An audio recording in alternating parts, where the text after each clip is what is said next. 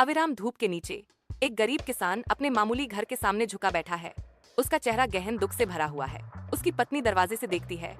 उसकी आंखों में गहरी चिंता और साझा कठिनाई का प्रतिबिंब है। तुम हमेशा इतने दुखी क्यों रहते हो?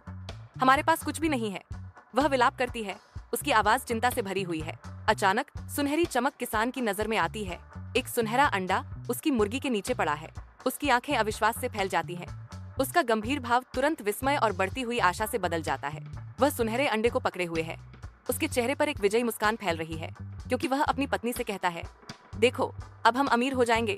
अपने घर की धुंधली रोशनी में किसान और उसकी पत्नी सुनहरे अंडों से मिली अपनी नई दौलत में आनंदित होते हैं। लेकिन किसान पर लालच का एक गहरा बादल छाने लगता है। परछाइयां दीवारों पर मुड़ती और ऐंठती हैं, जैसे किसान की आंखें लालच से चमकती हैं।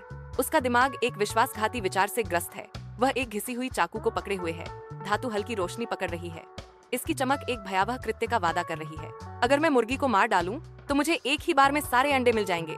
वह फुसफुसाता है। अपने लालच से प्रेरित महत्वाकांक्षा के साथ मुर्गी के भाग्य का फैसला करता है। लेकिन कोई फायदा नहीं, क्योंकि अब सोने का अंडा देने वाली मुर्गी अब नहीं है, और न ही वो ढेर सारे सोने के अंडे जिसकी वह कल्पना कर रहा था। अंततः लालच का परिणाम बहुत बुरा हुआ। एक तिहे चाकू से वह एक ही झटके में मुर्गी का पेट फाड़ देता है।